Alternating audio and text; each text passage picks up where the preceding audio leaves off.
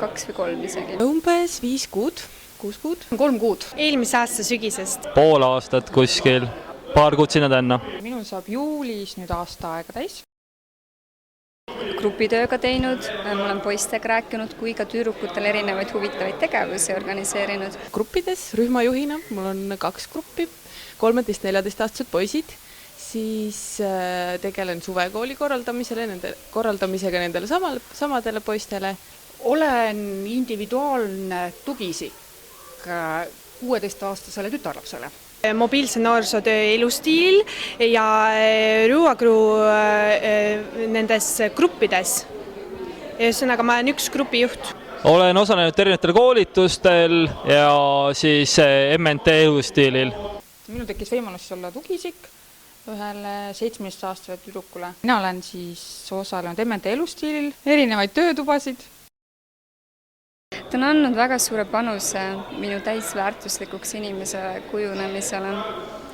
Ma arvan, et kui ma tahan kunagi teha tööd näiteks Sotsiaalministeeriumis, ma pean ära astuma enda elus kõik astmed, alustades vabatahtliku tööga.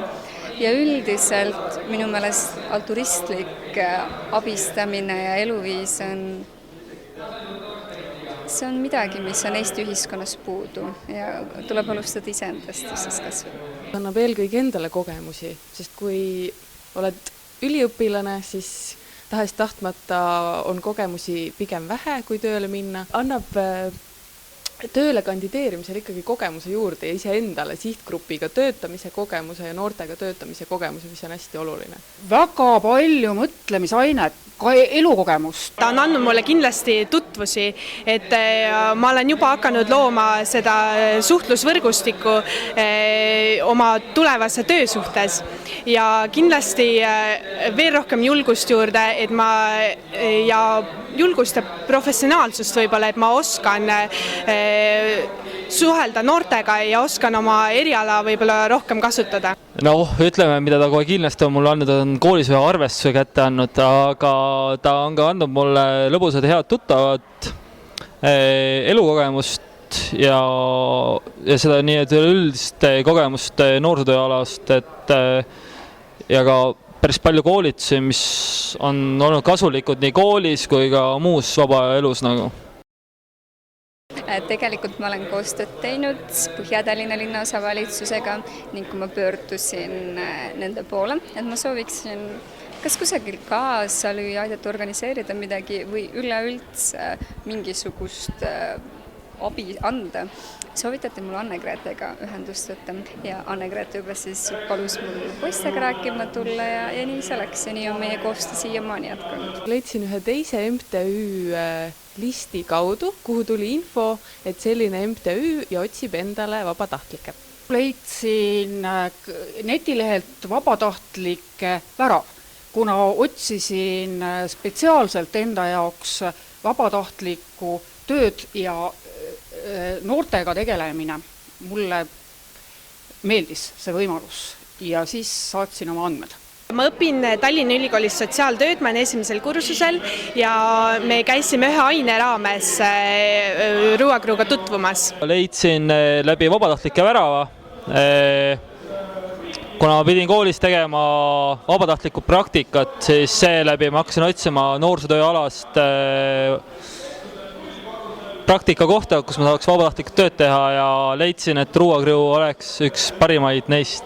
Ruuakruu ma leidsin internetist juhuslikult, ma vaatasin aeg-ajalt neid, otsisin vabatahtlikku tööd, millega tegeleda ja siis põhimõtteliselt, kui ma kohe selle kuulutuse peale sattusin, et kohe ma tundsin sinna, ma tahan saada, et see sobib minule. Ma arvan, et nende printsiip ja eesmärk täidab mida mina ootan ja tahan teha. Midagi on riskinoortes või nii-öelda sihtgrupis üleüldse, mis tundub mulle südamelähedane, et kui keegi teine nendesse ei usu, siis võiks ju nad nii-öelda maha kanda, aga ma loodan, et nemad leiavad mingisugustki lohutust või mingisugust pääseteed. Ma arvan, et see Ruuakruu eesmärk või missioon võib-olla on siis südamelähedane, mis võiks ka minu väärtustega sobida. Väga meeldis meie esimene kohtumine Ruua Kruus, kus hästi ülevaatlikult ja täpselt olid eesmärgid ära selgitatud ja mis edaspidi saama hakkab ja millised on just see sihikindlus? no just see ongi see, et koolis on vaja õppida noorsootööd ja siis ongi õige koht ju. Mulle meeldib, seal on kõik noored, kõik on täiesti erinevast valdkonnast inimesed, väga lõbus on meil koos, väga huvitavad inimesed. Ainulaadne.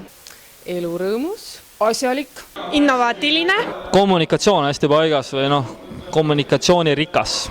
väga huvitavad inimesed, Mitmekülgne. abivalmis, konkreetne, nooruslik, äge. sõbralik, Vajalik. asjalik. selgete sihtidega. koostöövalmis. põnev. Üliäge.